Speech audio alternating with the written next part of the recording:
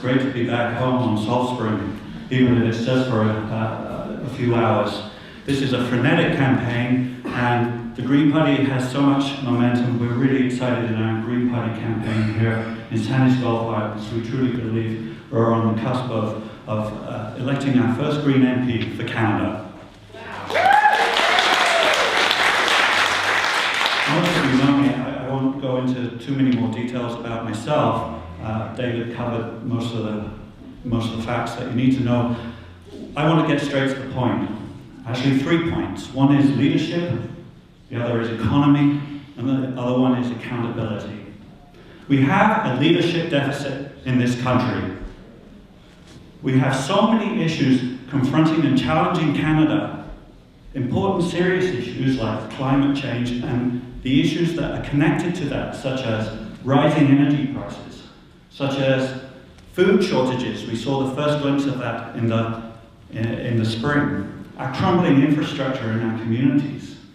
This is symbolic of a failure of leadership over the last few years. I'm proud to be a Green yet again. I believe that our Vision Green is a comprehensive, integrated platform that provides the leadership we need for Canada in the 21st century. On the economy, we're on the brink of a recession. From June to September of this year, the Conservatives spent $8.8 billion in pre-election spending on the edge of a recession. We have hollowing out of a manufacturing sector in this country. And as I said before, we have crumbling infrastructure in our communities. Our economy is susceptible to what's happening down south. We have deep integration policies that connects us to the US in ways that could be very damaging for this country. We need to invest in our communities. We need to start investing in education. We need to start investing in Canada again. And finally, on accountability, the Reform Party had a policy that was very clear, that your MP is responsible to your constituents, not to the party whip. Mr. Lunn is now responsible to the party whip. This is not good enough. As your elected MP, I will be a public servant, listening and responding to your values and your needs, and I will not respond to any kind of party whip. So please support me in this election. This is a critical election, and we have an opportunity. Thank you very much.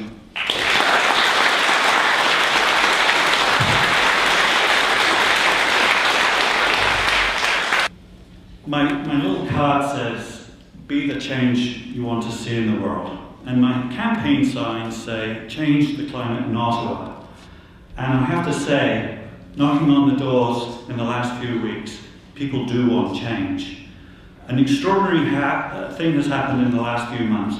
In the last election, it felt really dark. We were really, as a Green, felt really grasping to get our issues out there. In this election, people appear warm, they're open, and they're looking for change. And today we heard great questions challenging us. All the questions are essentially green. They're about how do we create a viable and sustainable economy, a viable and sustainable healthcare system, and be respectful to our natural environment and protect our social services. They're all green, they're about sustainability, they're about quality of life. Before I go much further though, there's one thing we haven't mentioned today, and that is the NDP don't have a candidate in this riding. And that's too bad, because no matter what you think of the person, he actually was able to offer some strong points, especially on electoral reform. There are people in this riding now who might have been inclined to vote NDP and now have no home. And that's too bad. But what it does do is those people who are inclined to vote NDP, please don't stay at home, because you actually have extraordinary power now in this election. NDP votes can affect the outcome of this election. And I hope that you'll take a close look at our platform. Please come and talk to me, because I think in this election we can elect a Green MP now, and we can bring some real change to Ottawa.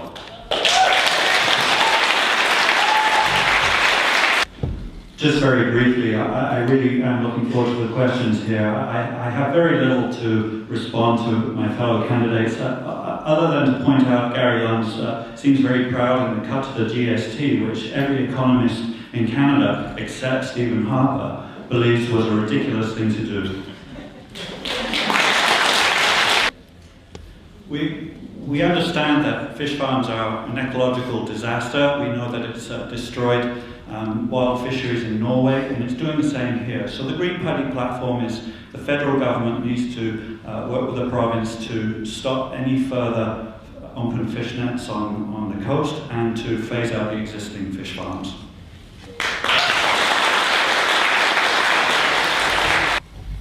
Well, that Pride Parade that we had a couple of weeks ago was a tremendous experience. It really brought the community together, and it was such a celebration. I think I can't wait for the next one. One of the core values of the Green Party is that guides all our policies and our platform is respect for diversity. And I'm very proud that is one of our values, and it is ingrained in how I try to operate as a person. And as for family values,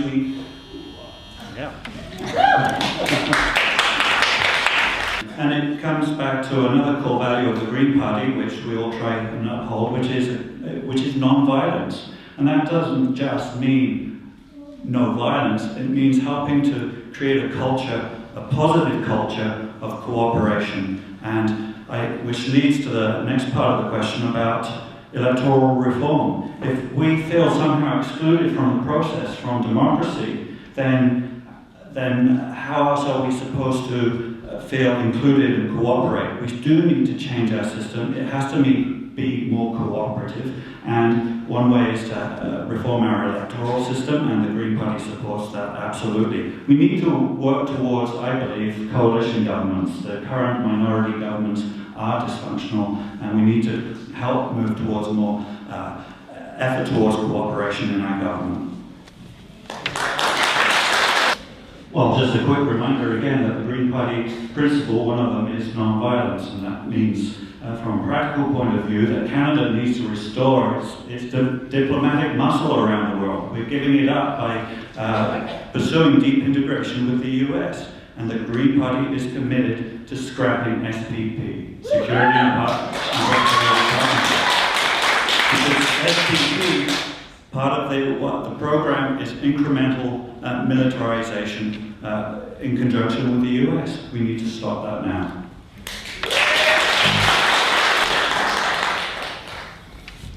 I'd like to quickly share with you a quote, a Winston Churchill quote.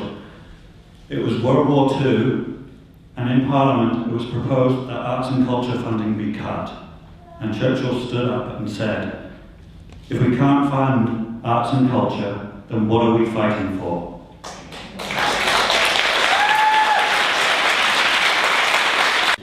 Well, I've been very involved in affordable housing on Artspring, and I think as we see our community getting hollowed out, as working people have to move off island and can't afford to live here, we need to resolve this issue. And affordable housing is symptomatic of a greater problem, that this island is not on a sustainable track, and we need to move on to it. And I think as a federal MP, I think we would be able to help with helping with things like affordable housing.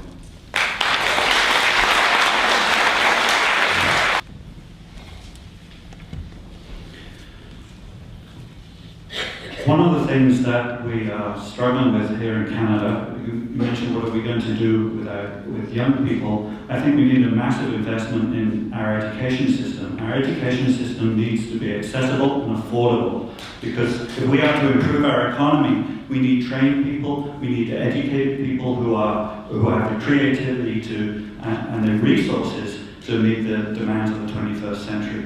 The other thing that the Green Party is saying is that it's simply not okay to have poverty in this country. We need to eliminate poverty. I said it once, but we would scrap the SPP. And this is one of the many issues of why I really can't support the neoliberal party agenda, because this is about reducing environmental standards and reducing social services and control over our autonomy in this country. good question, Osman. I do feel like I have a little bit of credibility, having run several times and advanced the green agenda for almost 10 years now. I also, with all due respect, as I said, I cannot support a neoliberal corporate party like the Liberal Party. I think if we want real change, we're going to have the courage to vote for it. And I do not accept the bullying from the Liberals, the fear-mongering. I mean, how many times, how many elections are we going to have to hear them crying wolf? I don't accept that. So if you want the green agenda, vote for the real thing. One of the tragedies, I think, in our Canadian economy is that, by and large, we're still hewers of wood, drawers of water, and exporters of oil. And we have rested on our laurels. We get a great deal of income from that, but it's held us back in actually helping and actually diversifying our economy. And that is what we need to do, is we need to invest in communities to help communities build their capacity to build with educational resources and with investment resources so that we can develop economies, a low carbon economy. So for example, there are, for every 100 jobs in the oil and gas exploration, there's 500 jobs in renewables. That is the future economy for us, for our children. Clean jobs and a healthy environment. And that's where we need to put the investment.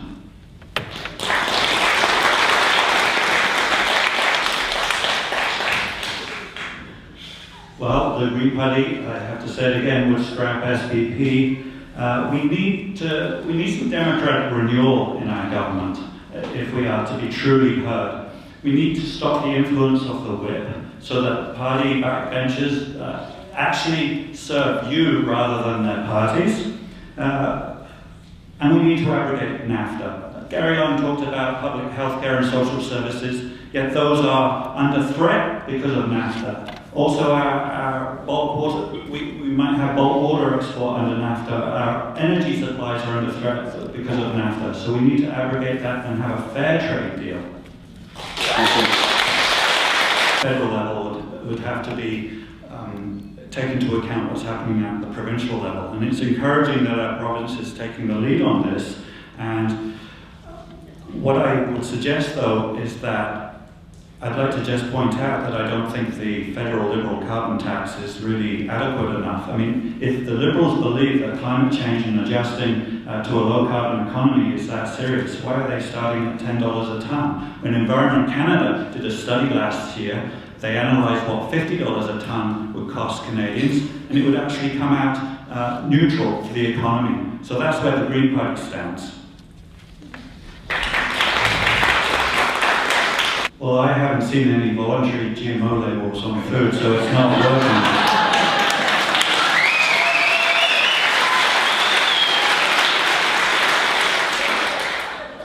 I would vote for the labelling on GMO foods, and I was disturbed to see that the Liberals actually did either abstain or vote against the opportunity when it came up in Parliament this spring. We need to also stop subsidising the GMO industry. We talk a lot about financial deficits and the squeeze on families, but we also live in an increasingly time-constrained world where we all seem to be racing harder and harder and faster and not getting anywhere. And really, as families, we need more time with our children, and our government can help. And one of the proposals that the Green Party is suggesting is income splitting for families. It will cost $3 to $5 billion, and it will come from part of the carbon tax revenues. That will enable families to spend more time with their kids. I know for myself, 1 year, my family and I, we spend $12,000 on childcare. And so $100 a month is insulting.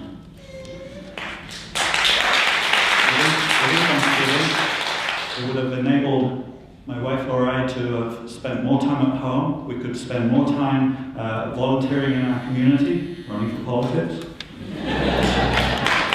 The Green Party supports the 5 principles of the Canada Health Act, and we believe it needs to remain in the public domain. Our healthcare system is a public good. We own it. Let's keep it that way.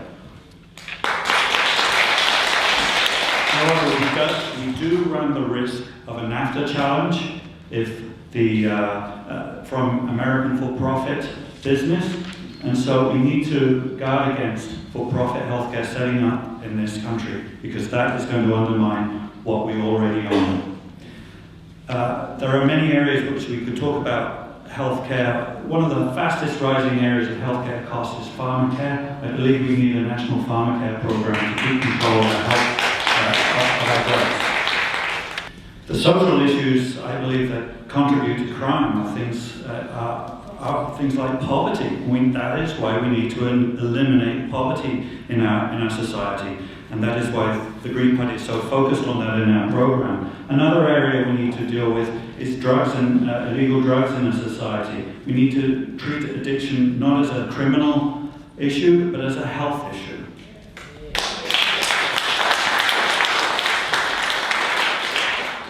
This is a serious issue. Canada seems to be, we've forsaken our diplomatic muscle around the world as we're leaving not just Omar Khadr to struggle in an illegal court, but there are other Canadians suffering as well around the world. And we need to bring him home. He's a Canadian citizen facing charges in an illegal court.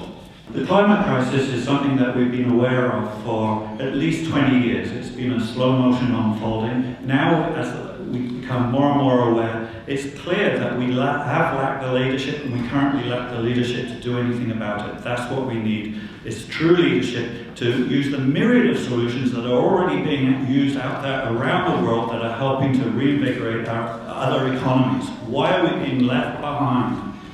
Education is the key for Canada's future. We need to invest more in education. We need to invest more in expanding places in our higher education and training facilities. We need to reduce the debt burden for students. One way we can do it is guarantee 50% of tuition fees are returned to the student when they graduate. We need to target grants and bursaries for students. This is the way that we're going to actually help parents and help students become Canadian citizens who can contribute to our economy and create a vibrant economy and livable communities. It's all very well for Dion to offer vague promises about pro-rep with Miss May, but there is nothing in that platform. The Liberal Party voted against electoral reform at their last convention. So until we elect Green MPs to actually push the agenda, I don't believe we're going to get any concrete progress on this front. There was a question about an international commission on 9/11, and I'm afraid I can't really answer that because I'm not sure I achieved. I would be happy to talk to you afterwards about that.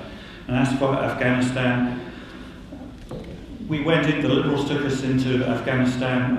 I believe it was because it was a sop to the Americans because we didn't go into Iraq. So we went to Afghanistan, and it's been a mission that's lost its way right from the very beginning. We have to sort it out now. Now that we're there, we have to sort it out. I see that the Conservatives have flip-flopped for a long time. They were saying, you can't set dates, we've just got to stay till the mission's finished. Well, now that perhaps they realise that this is a dead end for Canadians and we need to get out as soon as possible. Well, yet again, we come back to SPP, which of course we need to scrap. The North American Union is about an incremental integration between Mexico and the US and Canada. And as we need to diversify our economy, we need trade relations that are fair and protect our sovereignty. And we're losing that, and we're risking being sucked into the orbit of a collapsing economy down south. I think we should be able to accept war resistors who are fleeing from the effects of an illegal war. Mr. Lunn is being a bit disingenuous because the federal government does have a large say about nuclear power. The federal government regulates environmental standards and safety standards, and this government has undermined our regulatory body. In fact, Canada is now equal with Iran in politicizing our regulating agency. So no, we should not have nuclear power in the tar sands. Thank you very much. We have a situation in Canada where people are falling through the cracks, where we're not dealing with critical issues like poverty, homelessness. And as a community, we need to start pulling together and start showing our compassion again and start electing MPs who can actually care for our communities.